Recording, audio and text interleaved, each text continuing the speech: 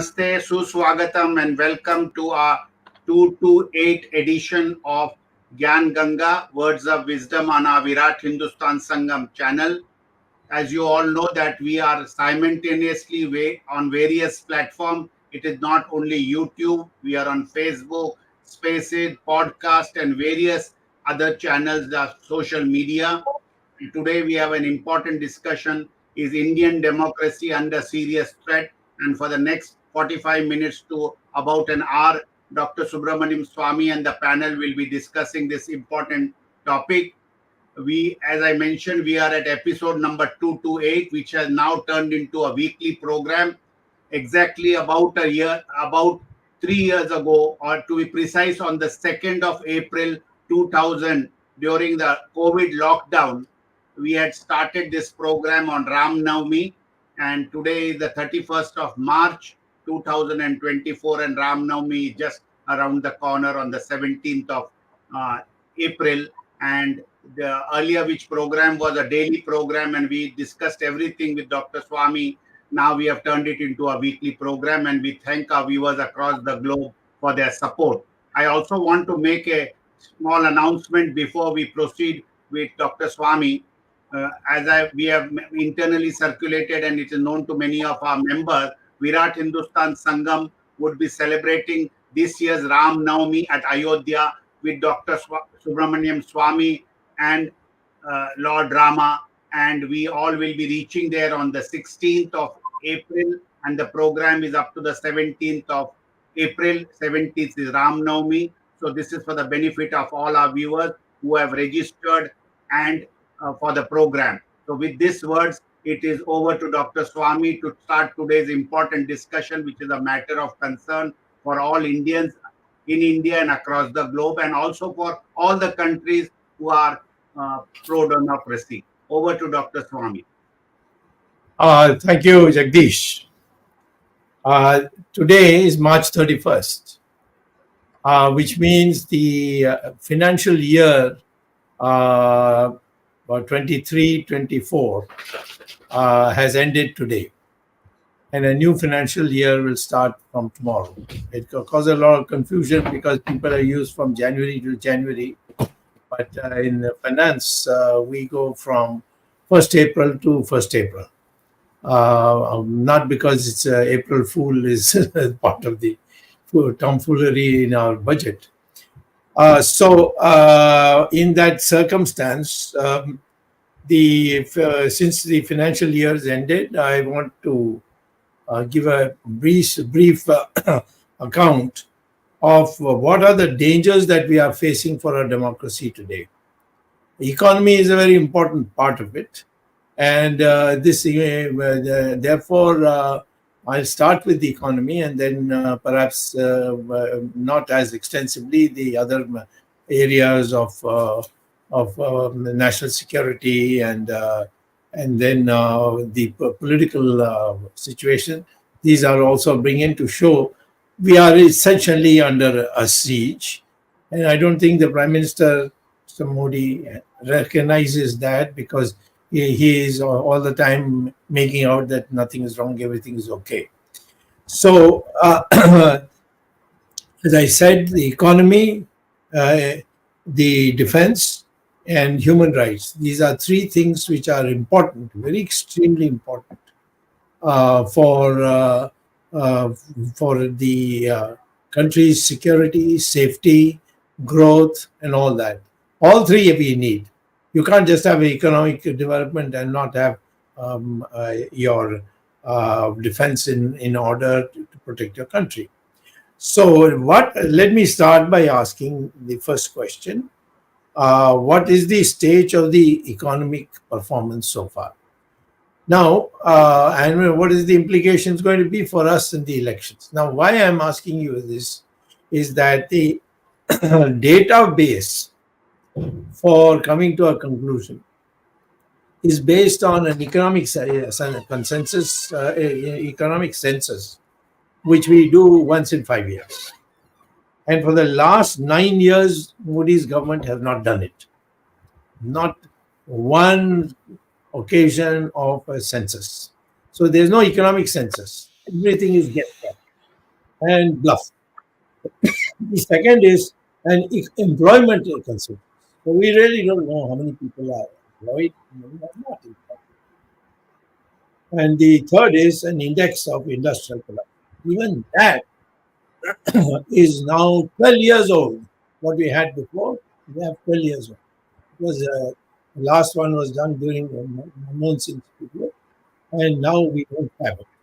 So there also there is a guess. Excuse me. So the government is got no fresh, more scientific collection of data. So how is it that IMF and UN and all publish, India is growing at 8%, 7%, etc. They are doing it on the basis that whatever the government of India sends, they recycle it because they have no independent database. How would they know what in India, what the situation is? They rely on the Indian government. I know it because I have worked as a consultant for many times with World Bank and United Nations. I've even served in the United Nations, so I know this. They, for data of a country, they rely for political reasons also on the country. So India has sent them the data, and they have not questioned it, and they just recycle it. Only now, because certain experts brought it to the notice of the IMF and they brought it to the notice of the World Bank. So now they are recollecting it and they are now toning down some of the numbers. So I would like to say that so far today, the data provided by the government of India is not based on any sample survey, is not based on anything except what the bureaucracy through the various ministries sends to the finance ministry, which then they collate and say.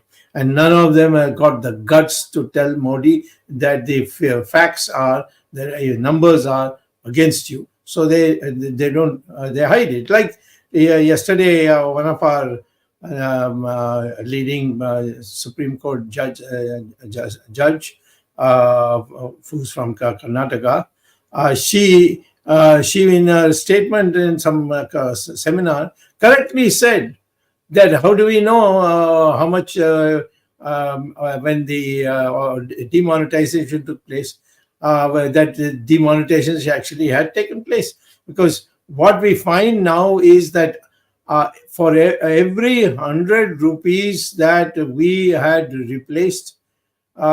received to replace.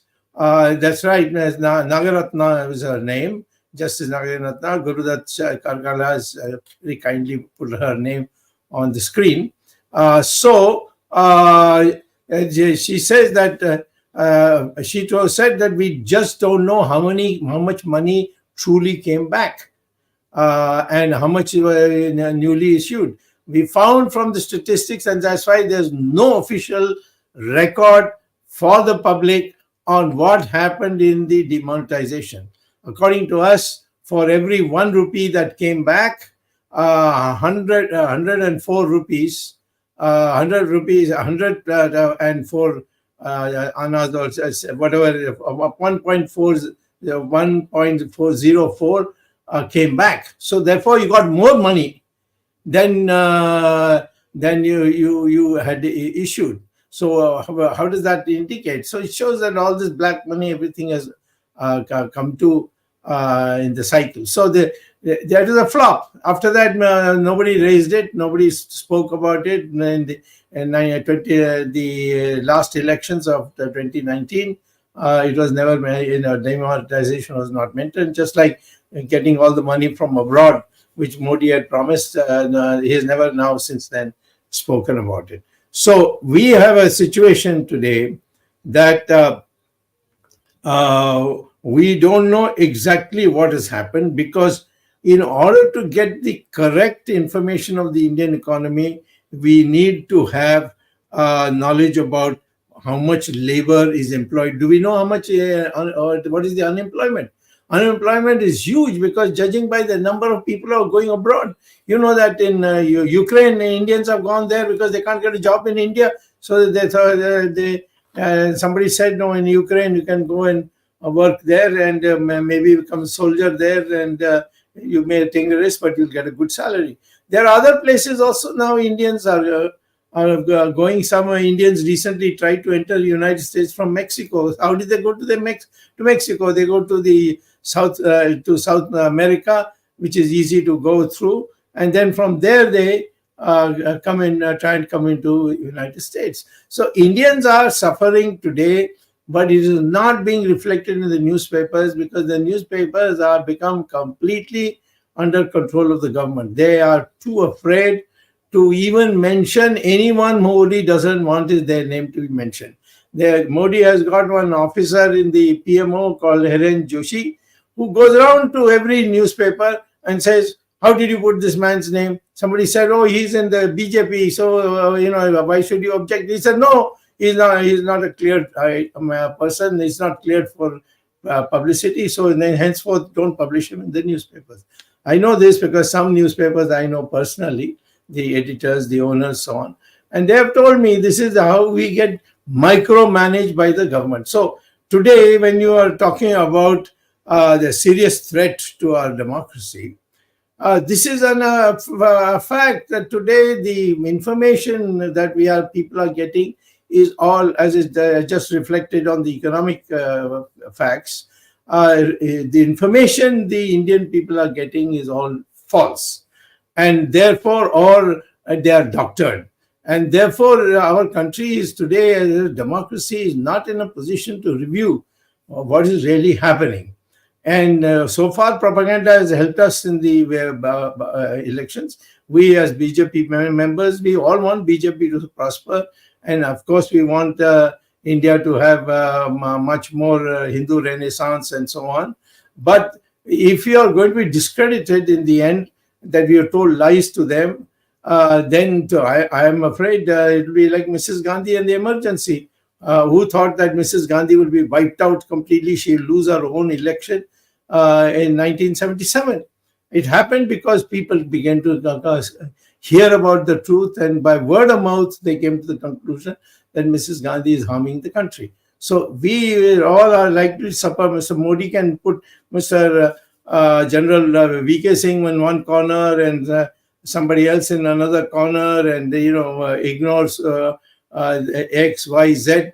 But in the end, it is the BJP which will collapse, and that BJP needs to go. Its agenda has not yet been completed, is not been implemented, and if because of this man's megalomaniac, if we are going to suffer like this, we must at least amongst ourselves know that these are the things that are put out, so that our workers don't go and say poverty has been established. Similarly, there are other aspects of this which I will come to in a minute, but I would like to say that as far as the economy is concerned, whether you look at agriculture, there are people still sitting on the streets, and agriculture, in some of the rich areas where they have tractors and so on, they produce more. But generally speaking, if you take the census of the agriculture, which has not been taken, you will find that agriculture has, in the rate of growth of agriculture, slowed down.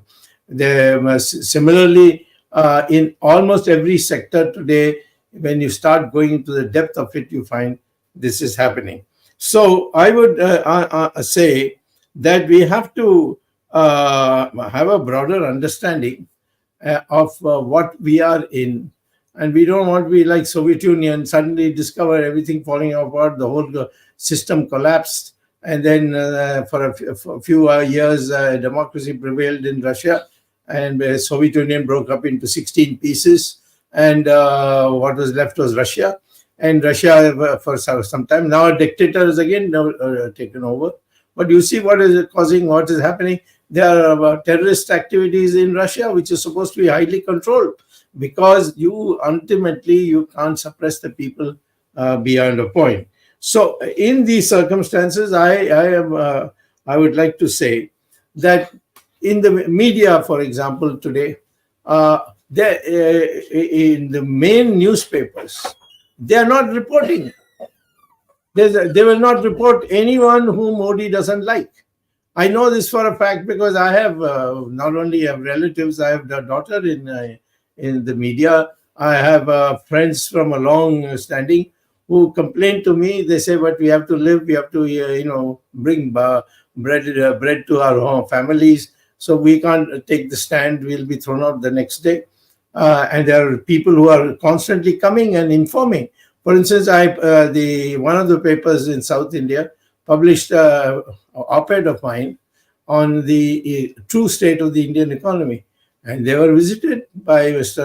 Haren Joshi. Said, "Do you want us to stop all the advertisements that we have been giving you?" Now, the newspapers have got used to advertisements from government, and they are getting revenue from that. And tomorrow the advertisements are stopped. They will all be in great difficulty, and the country will be in difficulty because people who are hired on the basis that there was plenty of money with the in the exchequer of the newspapers, they were hiring people. They were putting up people abroad, and they were sending reports from there, and the newspaper naturally became more international. So this is the issue that I think we have to see. As the economy is deteriorating, I will tell you it is deteriorating. He said, you remember in 2019, he said, in 4 years, I will make our GDP $5 trillion. Now, what is it today? It is not even crossed $3 trillion by the government's own admission.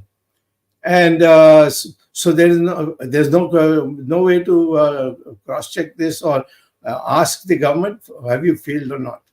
Then we come to a third thing, and which is a very important part of the serious threat that our democracy faces. The Chinese have come and occupied 4,064 square kilometers of undisputed India, mostly in Ladakh. And I've been saying from day one, when I've been saying, from 2020, I've been saying, April 16, 2020, I said the Chinese have crossed in. I'm a China expert. I've been teaching economy in the economy of China at Harvard University. I've gone all over the world giving talks. I know Chinese. I speak Chinese. At least now, maybe a little rusty, but I have been intimately connected with how Chinese function, what it means, what the nuances are. I can read and write Chinese at one stage, maybe I'm a little forgotten a little now. But the fact is that even today, I can brush it up and get back to it. But the Chinese own publications within their own country, which is called Nebu. Nebu means insider. So Nebu newspaper says what Chinese have occupied in India. And that on that basis, I've been saying to contradict this. They have not been able to contradict it. And we have lost at least for the new, I'm not even the old 30,000 square kilometers of land that China had occupied during the Congress rule and still continue to occupy it. We haven't got it back because we haven't had the necessary talks that are needed. And in our talks, it is all drinking motai or some other drinks and coming back wearing a suit and boot, looking like butlers, our people. But the fact is that the Chinese have increasing slowly. They've been increased. Indian government had decided, okay, well, let's have what is called as a no man's land. I mean, you don't cross this area which we consider as ours. The line that we have drawn, you don't cross that, and we won't cross what you say is your line. So in between there is a no man's land, and that no man's land afterwards, within 6 months, the Chinese have come and occupied it. So therefore, the Ladakh people are now protesting. They are right. There'll be no Ladakh left. In Arunachal and all that, there are hills. This was a little difficult for the Chinese to settle there. But Ladakh is absolutely very, very easy for them to take over and settle down. And that will give you them immediate access to Pakistan, immediate access to Kashmir, and so on. The Chinese would be in a total, they can cut what looks like India's head the Kashmir looks like India's head, one day they can cut that off. So where is why are you not doing it? I filed a question under RTI: how many square kilometers of Indian territory, undisputed Indian territory, taken by the Chinese and is in Chinese occupation? No answer. Then I went on one step higher, no answer. Then finally I went to the dispute, the chief of the of this operations there, and chief of the operations of this RTI matter, and they were held a conference in which they called the External Affairs Ministry, the Defense Ministry, and the Home Ministry, and they were all dumbstruck. And finally, the chairman got very stiff, and he said, "You can't do like this.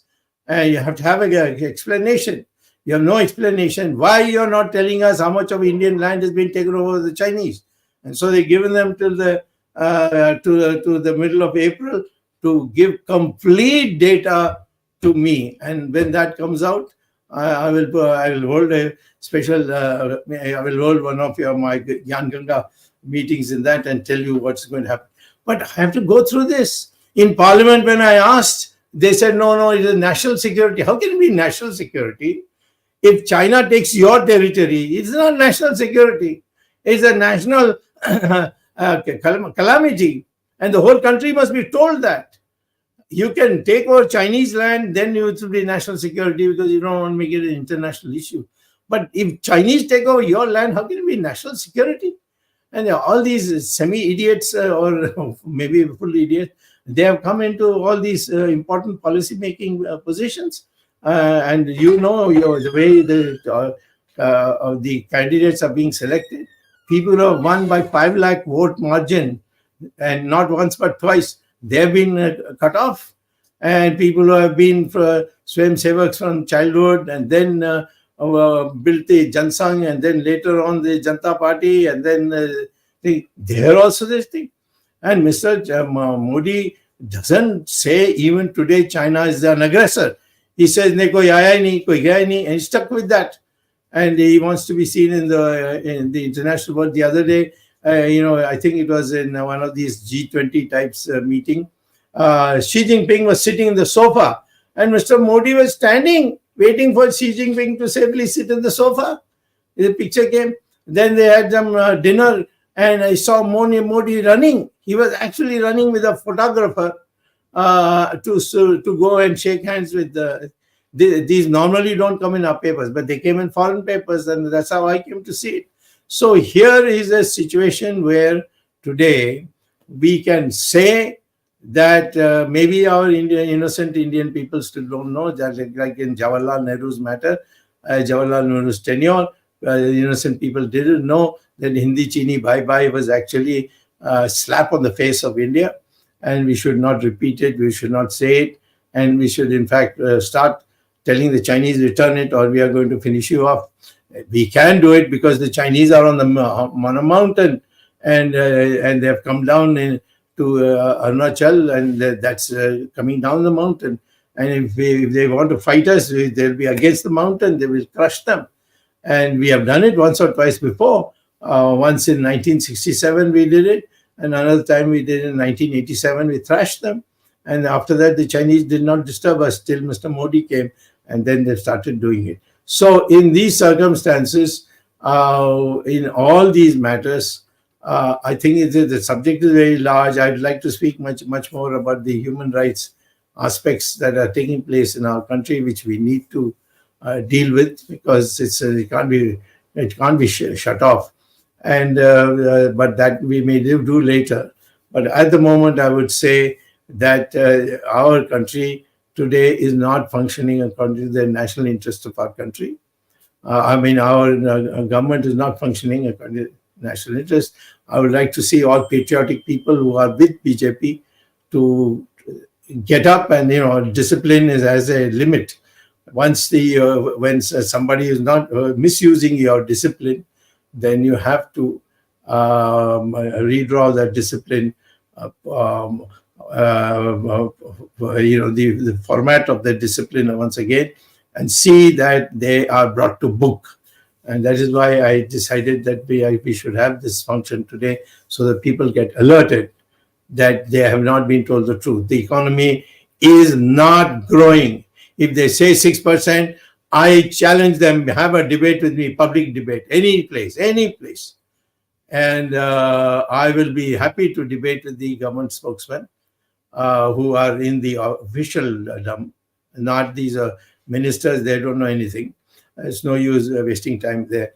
Get any of the economists who are working with the finance ministry and ask them to come on a debate with me and show to me that they are growing. We are growing at 8% and 9%.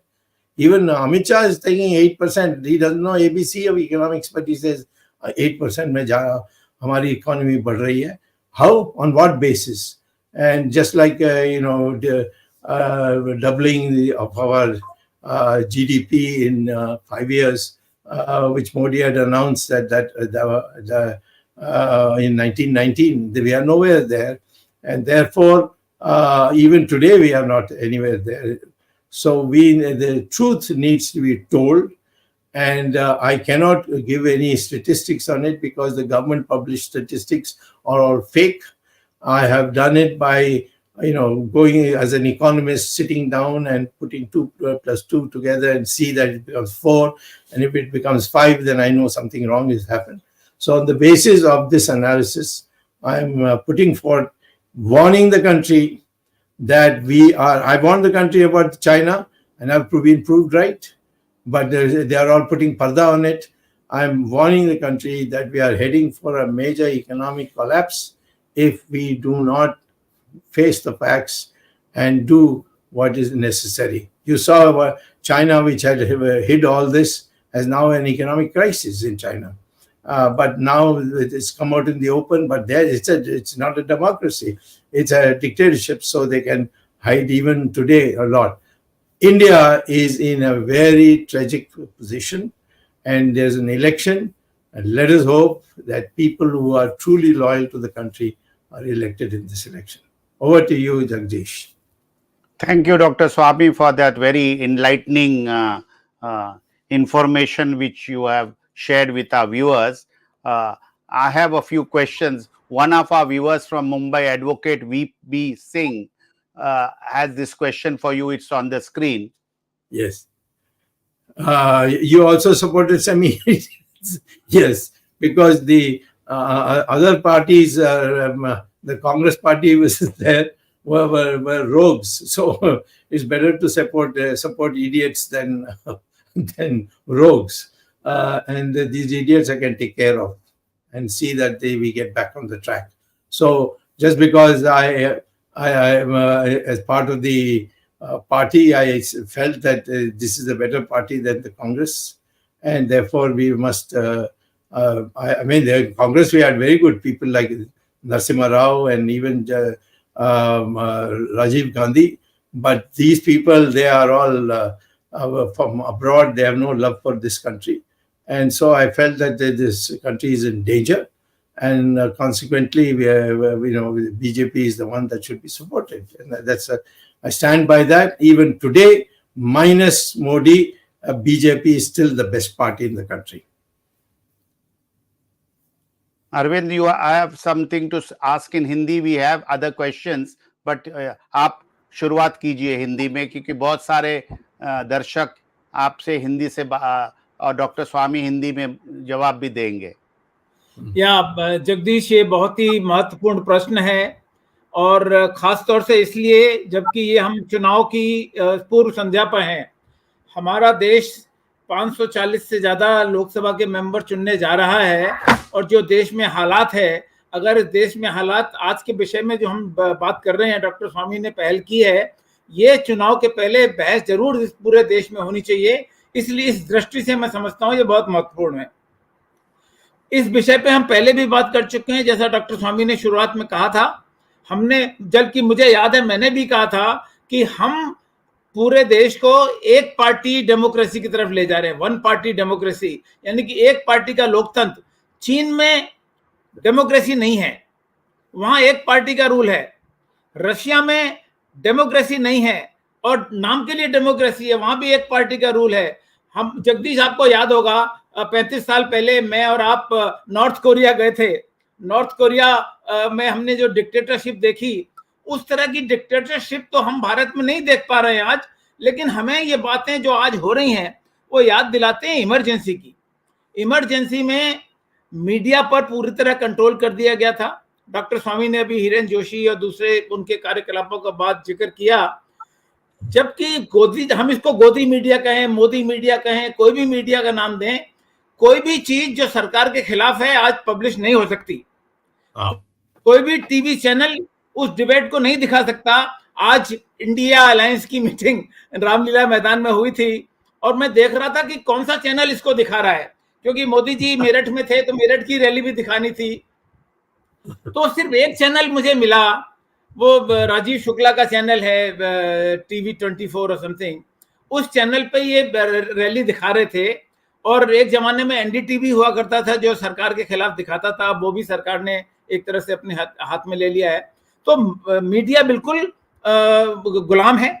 Media के रास्ते कुछ भी चीज जो सरकार के खिलाफ है कही नहीं जा सकती। यानी कि जनता तक जो वस्तु स्थिति है, डॉक्टर स्वामी ने कितनी बातों का भी जिक्र किया। दर्शकों को मैं बताना चाहता हूं कि जो आंकड़े एनएसएसओ दे रही है वो आंकड़े बनावटी आंकड़े हैं, और जो सर्वे और सर्वेक्षण नियमित रूप से होने चाहिए वो सर्वेक्षण भी नहीं हो रहे। यानी कि सरकार जनता से जो वस्तु स्थिति आंकड़े छिपा रही है और जो उनको बनावटी तौर पे बताया जा रहा है वही पूरी दुनिया में छा रहा है।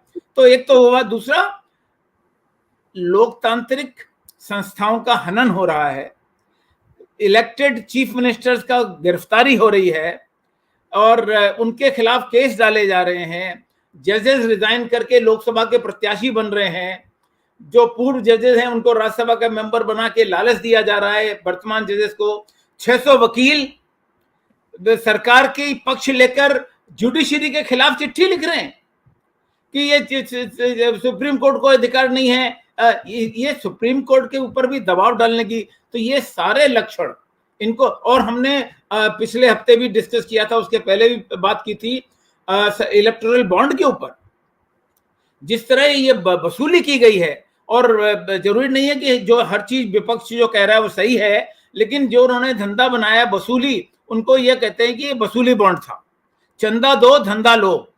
और मुझे ये भी पता लगा है कि जब कुछ विपक्ष के पार्टियों ने ये विज्ञापन देने की कोशिश की चुनाव के लिए, तो मीडिया ने मना कर दिया कि मीडिया सरकार के खिलाफ कुछ भी सुनने को तैयार नहीं। सारे लक्षण ये हमें बता रहे हैं कि हम अधिनायकवाद की तरफ जा रहे हैं। इंदिरा गांधी की इमरजेंसी हम सबने देखी है। डॉक्टर स्वामी ने तो पूरे दुनिया में इसका विरुद्ध जाके प्रचार किया, अमेरिका में और यूके में और दूसरे देशों में, और वो इमरजेंसी के हीरो रहे हैं। और ये हमें संतोष था कि जब जनता पार्टी की सरकार आई तो हमने एक क्लॉज वहां लगा दिया कि अब इस तरह की कोई इमरजेंसी देश में नहीं लग सकती। तो बिना इमरजेंसी लगाए, हम इस कार्यक्रम के पहले भी बात कर रहे थे कि बिना इमरजेंसी लगाए देश में उसी प्रकार के हालात पैदा हो रहे हैं। डॉक्टर स्वामी, आपको लगता है, मैं ये भूमिका इसलिए कह रहा था कि डॉक्टर स्वामी का जवाब इस विषय पर बहुत महत्वपूर्ण होगा, क्या जनता तक सही इंफॉर्मेशन पहुंच पा रही है और क्या जनता सही निर्णय चुनाव में ले पाएगी? देखिए, जनता के पास एक ही तरीके हैं आज। खास तौर पर मैं कहता हूँ कि जो मिडिल क्लास है, जो लोअर मिडिल क्लास है, जो पढ़े लिखे लोग हैं, सबके पास आजकल टेलीविज़न है और टेलीविज़न देखते हैं। टेलीविज़न में दूरदर्शन की बात छोड़िए, मैं कहता हूँ कि ये सारे जो निजी व्यापारी लोग हैं जिन्होंने चैनल्स चलाई है, वो भी असलियत नहीं बताते क्योंकि बताएंगे तो दूसरे दिन उनको बंद कर देंगे। तो इसीलिए मैं समझता हूँ कि पब्लिक को अभी धीरे धीरे पता लग रही है, क्योंकि वो जब जाते हैं दुकान में देखते हैं कि दाम बढ़ गई है और टीवी में कह रहे हैं कि दाम कम हो गए, तो उसमें से थोड़ा ये बनी है। जैसे इमरजेंसी में भी लोगों को पहले तो कह रहे थे अरे वाह वाह, सब बाबू लोग टाइम पर आ रहे हैं, हमारी ट्रेन अब टाइम पर चल रही है, ये सारी बातें कहती थी। पर धीरे धीरे उनको पता लगा कि कितना कुकर्म हो रहा है, तो इसीलिए चुपचाप रहे। जब चुनाव हुई थी तो उन्होंने इंदिरा गांधी को हरा दिया। तो वैसे हमारा नहीं होना चाहिए, क्योंकि हमारे पास एक बहुत महत्वपूर्ण एक एक दायित्व है कि इस देश में जो हिंदुत्व के लिए हमने और हिंदू राष्ट्र के लिए, हिंदू राष्ट्र माने हम सिर्फ हिंदुओं के लिए नहीं रखेंगे, परंतु ये हिंदू राष्ट्र के जो अनेक जो सिद्धांत है उसको हम प्रचार करेंगे। जो अंग्रेजों ने इसको दबाया है उसको बाहर लाएंगे। जो महाभारत और रामायण की जो असली कथा है उसको हम स्कूलों में पढ़ाएंगे। इस प्रकार से जो आशाएं लेकर हमने इतने दिन मेहनत करके बीजेपी को लाए और फिर ये बन जाए एक नौटंकी, तो फिर हमें तो सबको दर्द होता है। दो तीन बातें और डॉक्टर स्वामी जल्दी से मैं कह दूं, समय कम है। इन्होंने तो सेलिब्रिटीज को लाके इकट्ठा किया जिनको जानकारी कुछ नहीं है। रामायण के राम अरुण गोविल को प्रत्याशी बनाया, कंगना रनौत जिसको राजनीति का एबीसी नहीं पता उसको प्रत्याशी बनाया, जो सेल्फ डिक्लेरेशन उसने किया था कि she is a beef eater, वो अलग बात है, बट ऐसे लोगों को प्रत्याशी बनाया। गाजियाबाद में अभी पश्चिम उत्तर प्रदेश की बात, 2 दिन बीजेपी के प्रत्याशियों को जनता ने खदेड़ दिया, उनको भागना पड़ा वहां से। कितने बीजेपी के प्रत्याशियों ने टिकट लेने से मना कर दिया। तो ये सब लक्षण है कि जनता में कुछ ना कुछ सूचना जरूर पहुंच रही है, भले ही वो मीडिया के माध्यम से नहीं हो, गोदी मीडिया भले ही कितना भी प्रचार तंत्र इसको रोके, लेकिन जैसे आपने बताया कि महंगाई, जनता को पता है कि जब वो किचन का सामान खरीदने जाते हैं तो रोज कितना उनको लेना पड़ता है। जिन लोगों को रोजगार नहीं मिला उनको पता है मीडिया उनको रोजगार नहीं दिला सकता, कितना भी वो आयात कर लें सुगंध जिसको कहते हैं कि परफ्यूम हम विदेश से मंगा के बांट देते हैं लेकिन उससे कोई बदबू नहीं जाती। तो वही है, वस्तुस्थिति लोगों को पता चल रही है। और लेकिन इसको रोकने के लिए हमें क्या करना चाहिए? ये अगर हम ये जैसे इमरजेंसी के बाद जनता पार्टी ने किया था कि उन्होंने 42वां संशोधन किया कि अब इस देश में इमरजेंसी लाइक कभी कोई ऐसा डिसीजन नहीं होगा कि लोगों के अधिकार छीने जाएं। तो अभी ये बात आम जनता तक तो महंगाई और आर्थिक स्थिति कारण पहुंच चुकी है, जैसे आपने वर्णन किया। इलेक्टेड चीफ मिनिस्टर्स को गिरफ्तार कर रहे हैं, लेकिन ये जनता उसमें अभी भी बची हुई है। तो जनता तक इस बात का कैसे प्रचार किया जाए? नहीं, वो तो इमरजेंसी में भी मैंने देखा कि जब चुनाव हो गई थी फिर तो रोक नहीं सकते। वो हमारे लोग यानी घर में बैठ के ही रामायण सबको समझा सकते हैं, ऐसे हमारे लोग, हमारी इतिहास है।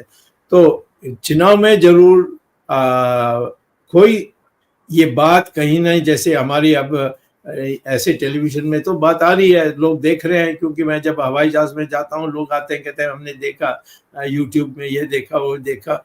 कोई NDTV या नेशनल हेरल्ड या जो भी उनकी अनेक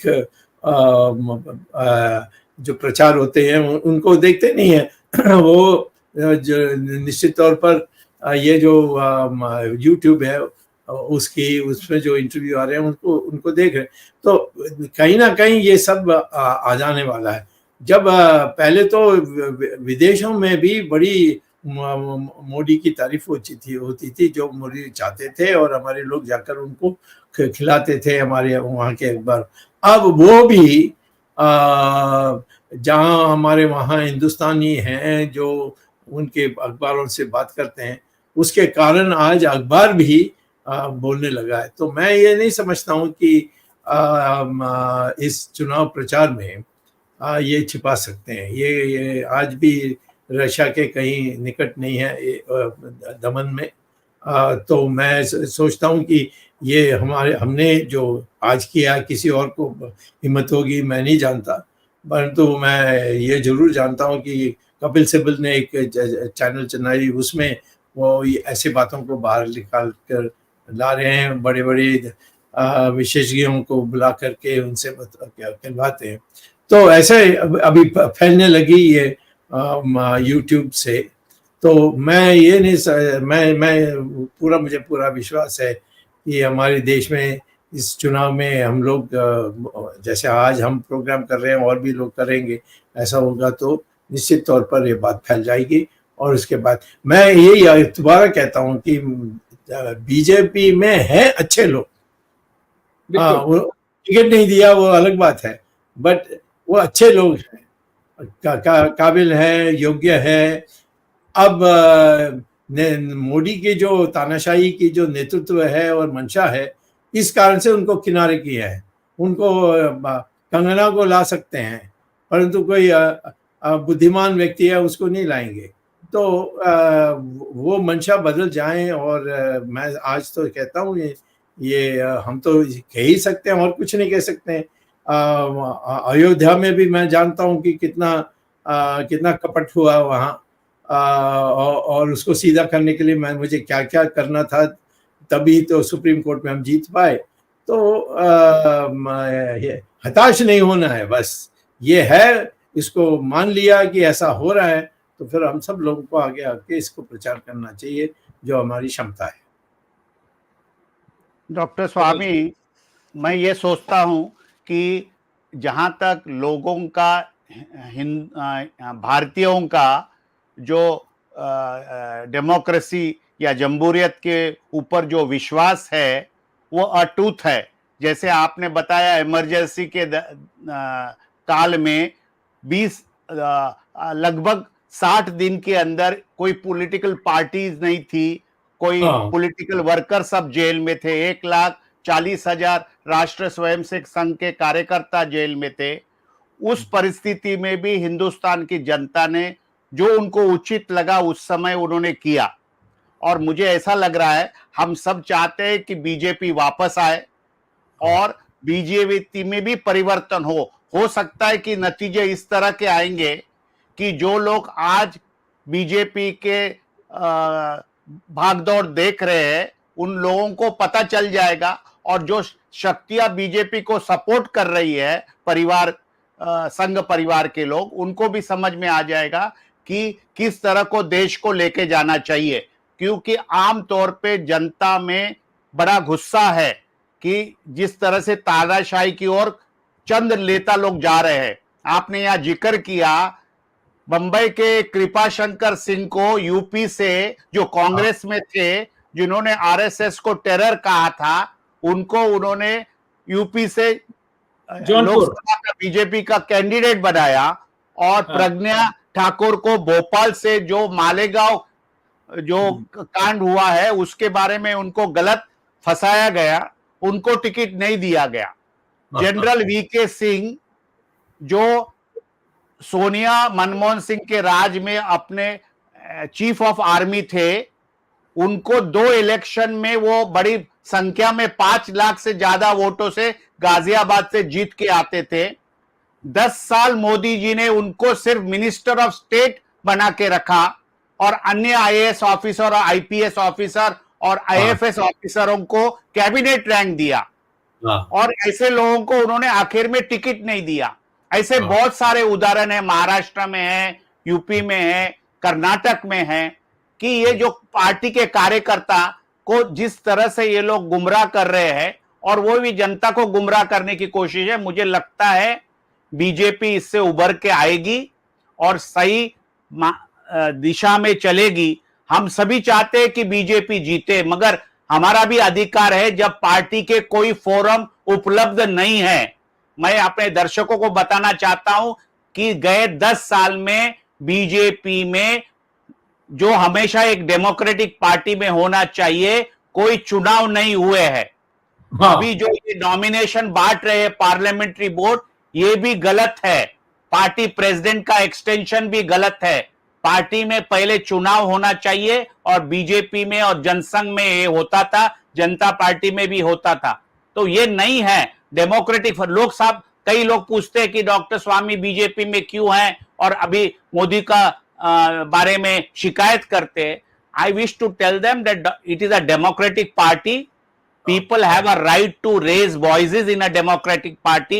We have just seen the primaries of the Democratic and Republican parties in the US, how they debate within their party on public issues, and then somebody emerges as the candidate for the presidential from each of the respective parties.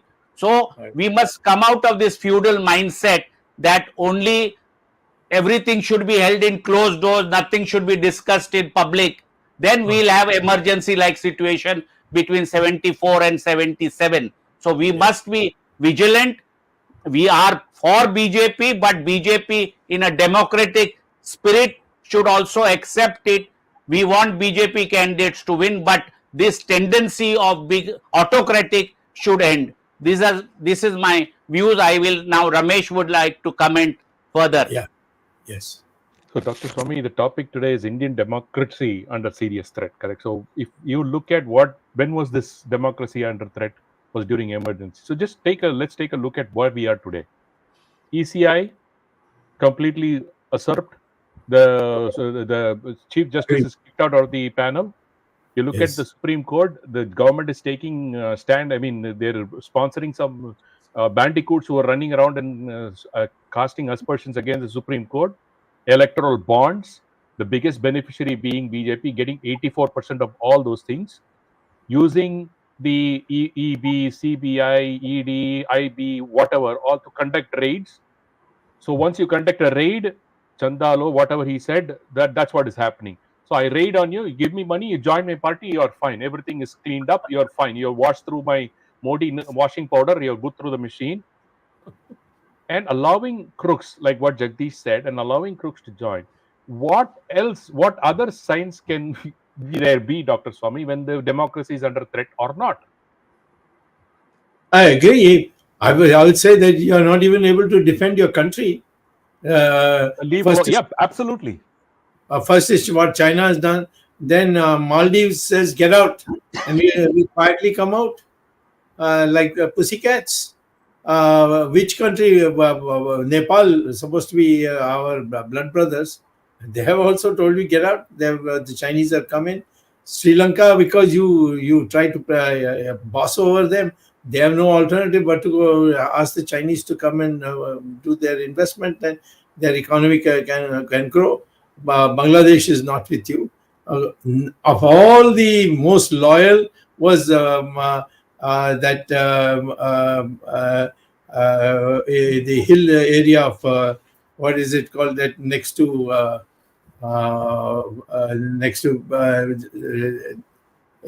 right up in the mountains, Nepal. next to Sikkim, Bhutan. Sorry, it slipped my mind. We had forgotten about it because they were so pro-India. Today, they have given Chinese tremendous leeway to draw up a new boundary line. And then Mr. Modi is going there for a function. And they think that all you have to do is flatter Modi, and after that, no questions will be raised about the Chinese presence in Bhutan. So we are in which dimension has there been genuine progress? All hidden in the media. Media is not, people don't know. And foreign policies, anyway, only the upper middle class take interest in it. But I'm saying you can't stop the people when it comes to food. If it is unemployment, you can't stop the people. The maximum unemployment of the youth has taken place during Mr. Modi's tenure, compared to all the previous this thing. I can sit down with somebody and show the statistics which I have managed to put together. So you can see that also people who come to my house, where previously youngsters never came to my house looking for any job that I could get for them. So I think we can't afford to go on like this. Yes, if it goes on for very long, then there will be a street fight, and all those things will happen and set our country back. And we have to therefore rectify it. And the election is our last sacred method of doing it properly. Vote for BJP, but Mr. Modi, no. He has betrayed us in all the various issues by being an autocrat, and we have to make sure that we have people who care for democracy and are willing to listen to criticism from the people. He has never asked me any time. I've written to him letters many times, and you can't do this, you can't do this, you can't. our lady judge from Supreme Court has pointed out about demonetization. I've written him a letter telling him that all counterfeit Pakistani notes have now been recycled, and they have got now a legitimate new 500 rupee note compensation. So if you are not ready to listen to criticism, you're bound to fail, even if you have the best intentions. Here, the thing is that if you give them, then you're cut off, you're removed. Why are some of these highly well qualified people who are ministers today cut off? Because they talked back or they said this can't be done. That was enough to remove Dr. them. Swami, one, I just want to say, I see a lot of comments saying that, oh, if Dr. Swami is so saying so many things against Modi and all those things, why is he still in BJP? An answer. No, I have my own way of answering for them, saying that the very simple reason, he's got the guts, and as Jagdish very clearly said, BJP is a democratic party. Anybody can raise a voice. If there is something wrong, it's better that you say. If it is in your same house and somebody is criticizing you, will you kick him out? Don't be stupid. Don't be an idiot and ask such questions. Dr. Swami, your response. No, it is on issues we have to, in a democracy, be able to see. ILO India is perfectly correct. This Aarti Sharma has put out 83% unemployed of the youth. 83% are unemployed. 83% among the 83% unemployed. I mean, unemployed. 83% are youth. Yes, no, amongst the youth, 83% are unemployed. Unemployed. So therefore,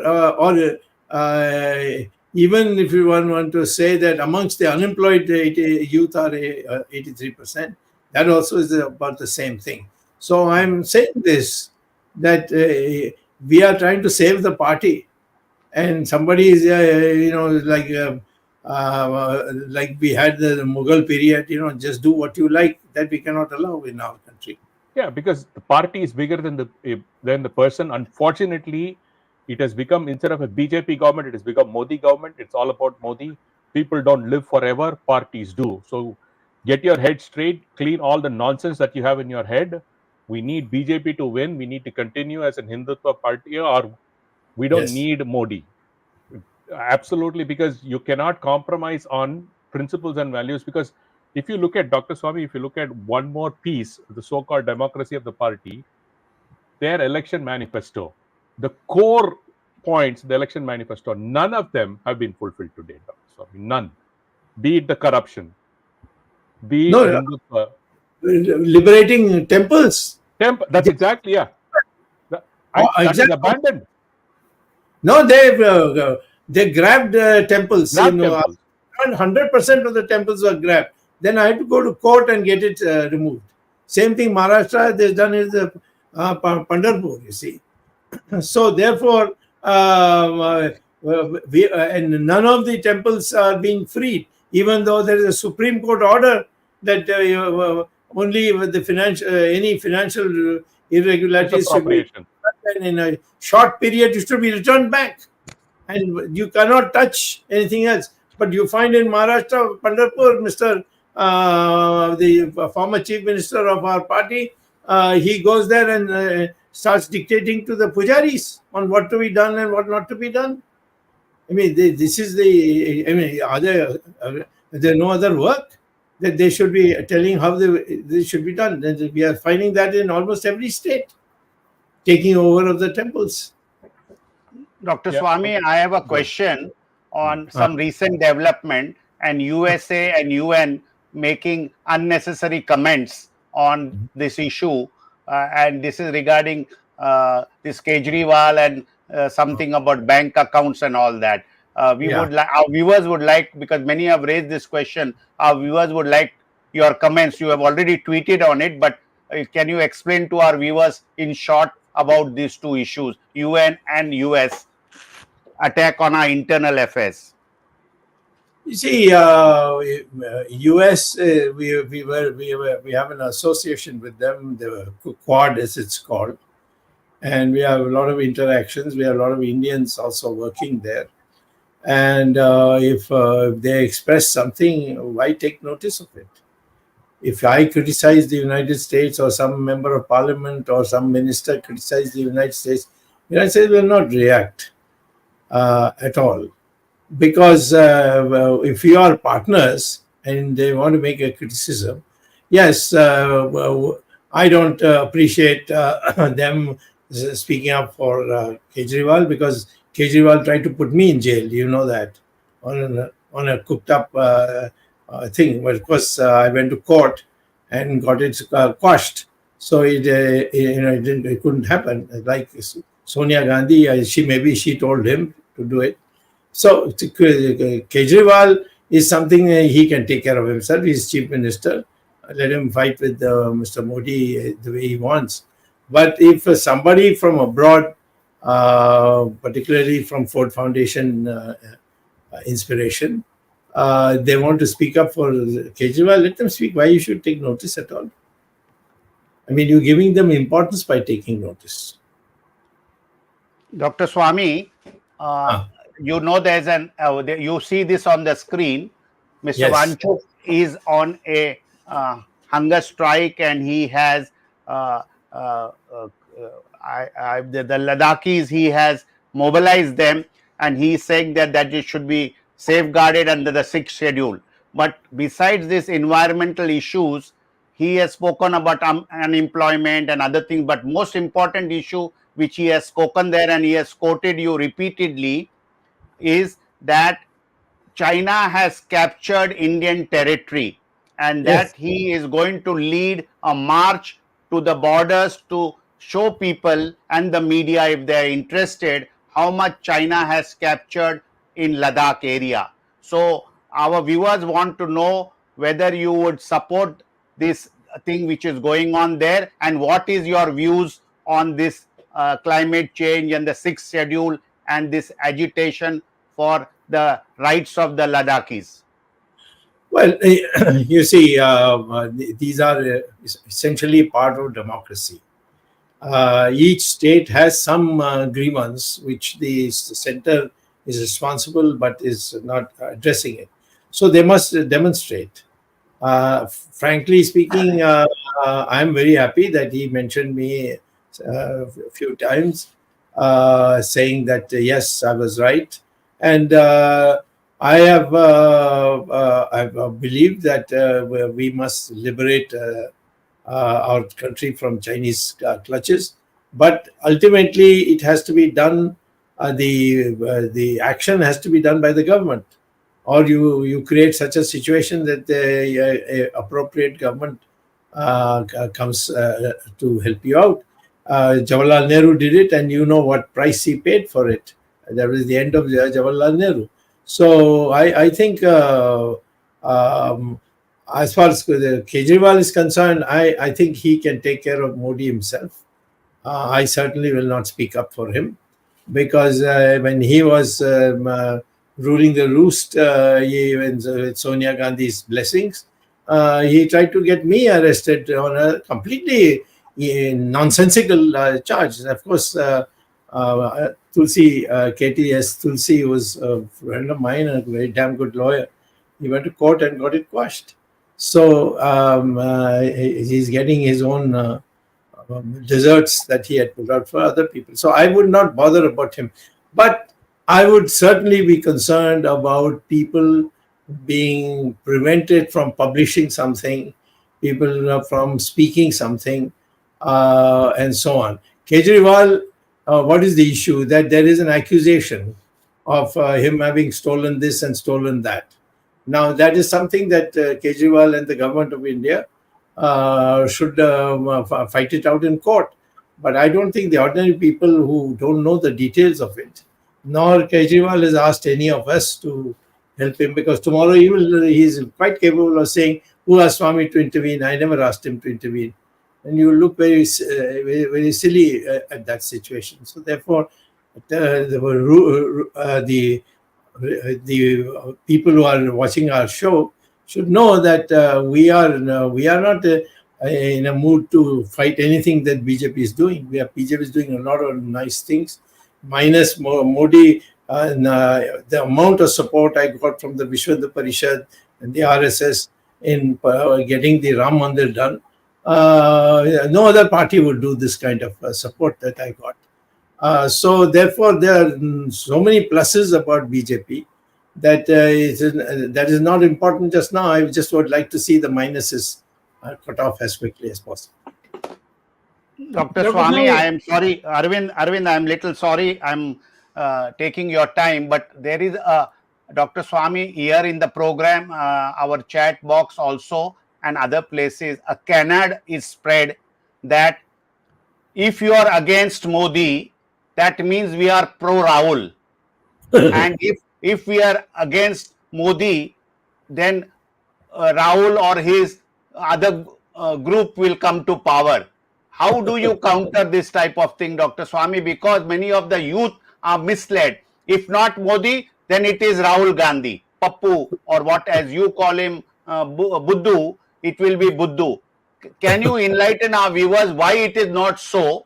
That it need not be that Modi goes, there will be no other capable leader in the BJP. Your views on this? I'm sorry, Arvind and Rameshji, I had to ask this question. No, you see, the question is, are we so weak that if we knock off Modi, there will be no BJP? BJP is a very strong party, and it has survived all the attacks of the Nehru family, starting with Jawaharlal Nehru, ending up with Indira Gandhi, who tried to crush the the RSS and therefore the Jansangh.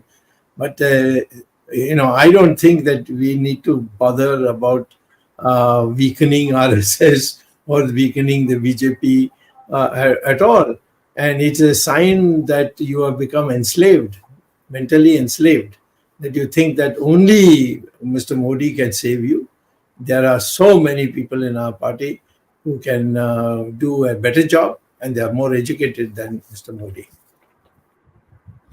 Dr. Swami, Okay, I have just Arvind. one small question. Small question. You mentioned about economic bad economy and situation like that. Modi government claims to feed 80 crores people 5 kilograms ration. On the other hand, they claim that 13.5 crores people have come out of poverty and there are very few poor people left. If this is so, then why 1 lakh crore is being spent on Manrega, number one? Number two, very recently, last week, some revision was done for the minimum wages of Manrega people. And Manrega is basically one job per family for 100 days in a month, 100 days in a year. And the minimum wages that they have been identified, it varies from state to state, but is roughly around 250 rupees. 250 rupees for 100 days is only 25,000. 25,000 when we divide by 365 days, it is 68 rupees per family. Now, in 68 rupees per family per day, what kind of food family can eat and what kind of poverty alleviation we are doing? Yeah. Well, you have, by sitting here itself, been able to analyze. I will say, if you make a visit to whatever claim has been made, you will find nothing. Yes. I have know people who have gone to places where this was claimed, and we find that there's nothing that is going on. Maybe in a village, two people might have benefited, and they are the ones who the local newspapers have put it up. So I don't go by all that. I'm saying that the normal economic machinery should be used.